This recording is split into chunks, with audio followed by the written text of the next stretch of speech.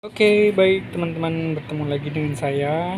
Hari ini saya mau sedikit sharing ke teman-teman untuk sistem regulator steam pressure. Jadi ini fungsinya untuk menurunkan pressure dari tekanan tinggi ke tekanan rendah. Nah, kebetulan ini tipenya, maksudnya speknya itu dari 0,4 bar sampai ke 8 bar gitu. Jadi teman-teman harus memperhatiin ini ya, kalau mau dipasang gitu jangan sampai salah gitu, karena ada inletnya, ada outletnya.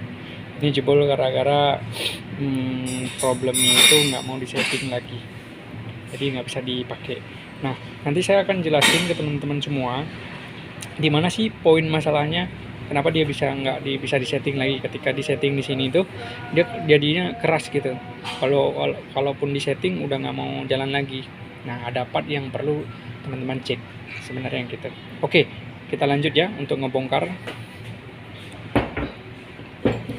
Nah, pertama-tama teman-teman ini harus dirilis dulu, karena di sini ada spring nanti yang bisa kehajar ke teman-teman. Ini juga sebagian dari safety ya. Nah, kemudian buka aja baut yang ada di sini tuh, dibuka terus. Oke, sudah dibuka, kemudian langsung ditarik. Kalau teman-teman belum pernah buka, ini agak sedikit keras, jadi paling dibuka aja.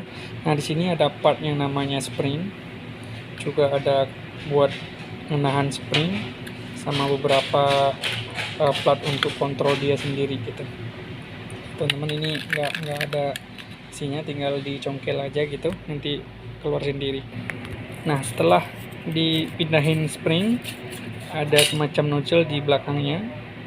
Nah, teman-teman juga bisa ngecek di dalam itu apa kondisi nozzle-nya masih bagus apa enggak. Nah, saya buka dulu nih semuanya part yang ada di sini, nanti baru saya jelasin mana sih poin masalah yang ada ketika regulator reducing valve ini nggak bisa lagi di setting ya sesuai dengan ngecas. Nah, diperhatiin ini nozzle-nya ya. Nah, sama springnya jangan lupa dibawain. Nah, kalau teman-teman mau cleaning strainer bisa dilihat dari belakang. Nah, ini ada baut, ini dia fungsinya buat strainer.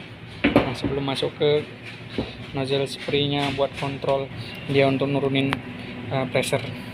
Oke, kemudian kita bongkar yang untuk di dalamnya juga sama teman-teman, buka aja bautnya itu.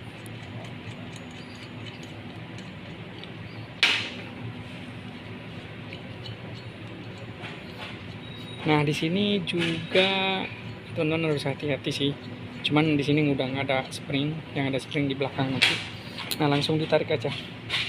Nah, ini juga teman-teman harus perhatiin part yang ada di dalamnya, yaitu si kontrol ini. Dia kayak semacam piston yang memberi steam nanti ke sini masuknya. Jadi dia mainnya naik turun untuk mengontrol ke si valve yang ini, si valve yang tadi itu. Nah, ini part juga yang harus teman-teman lihat, jangan sampai di ini ada yang pecah. Nah, kalau ini sambungan itu masih normal, kalau kelihatannya ada. Nah, ini yang harus dicek juga sama teman-teman. Kalau ini pecah, ganti. Oke. Nah, ini buat dia juga, buat ngontrol naik turun juga, tapi ini by auto. Ketika pressure setting udah nyampe, dia akan main sendiri. Nah, kita buka lagi yang di belakangnya itu, sebelah belakang. Nah, di sini juga harus hati-hati teman-teman. Sebelah sini ada springnya. Spring harus teman-teman waspadai, karena ini udah saya rilis, nggak ada terlalu kencang lagi springnya. Oke teman-teman, langsung dicopot.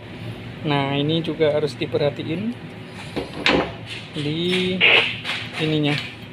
Nah, liatin ini ada yang bocor, retak ataupun apa, bermasalah nggak. Kalau enggak ya paling tinggal dicek doang dia main atau enggak. Nah, intinya teman-teman, ketika punya teman-teman itu enggak lagi berfungsi, nggak bisa disetting, ini hanya part yang bekerja dengan otomatisnya sendiri ketika pressure-nya sudah tercapai. Kalau teman-teman mau lihat di mana posisinya yang harus disetting, adalah di sini teman-teman. Nah, ini intinya. Ini jika teman-teman ngecek ya. Nah, dia pressure ini kita setting berapa pressure gara-gara ada settingan ini dengan pair ya, penekanan pair. Nah, ini nanti terbentuk pressure berapa. Nah, pair ini yang harus dicek juga.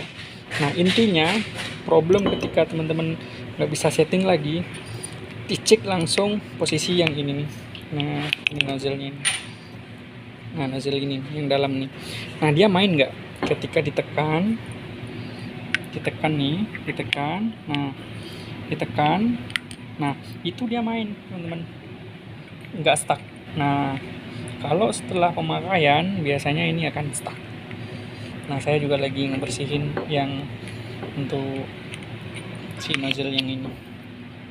Nah, ini dia untuk posisi setting parameter yang ada di regulator ini tersendiri. Nah, ketika ini stuck berdua ya, kan ada spring di sini, dia juga ada spring. Nah, ketika ini udah nggak mau main, nah ini kan udah nggak bisa lagi, nggak bisa dihajar ke belakang karena stuck teman-teman gitu. Nah, ketika dia bisa main, contohnya ini, dia bisa masuk keluar. Nah, ini yang membuat si pressure nggak bisa disetting karena dia stuck di sini. Nah, posisinya di sini terus, makanya dia ngembus terus di pressure yang ada gitu. Sama yang ini satu lagi teman-teman, ini dicek juga ya. Ini kondisi ini sama seperti valve, nggak boleh ada yang bocor. Nah, kalau teman-teman lihat di situ tuh, nah ini ada tuh yang semacam kayak koin. Nah, sebenarnya ini fungsinya buat nge-stop juga biar nggak bocor. Nah, kalau teman-teman bisa ngeliat ya di skur lah atau apa gitu. Oke ya, semoga bermanfaat semuanya. Yang penting ini intinya yang di sini nih harus dicek.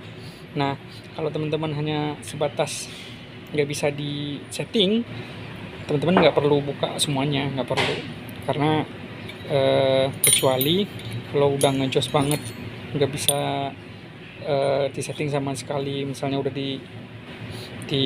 dilihat ini main gitu kan, nggak stuck. Nah, itu baru dibongkar yang ini. Biasanya dia ininya pecah, si semacam ring pistonnya ini yang pecah gitu. Oke ya, tetap stay di channel saya, semoga bermanfaat. Saya hanya sekedar share ilmu bermanfaat, semoga ini juga menjadi sedekah jariah saya. Terima kasih, dadah, salam 2 jari. Oke, thank you.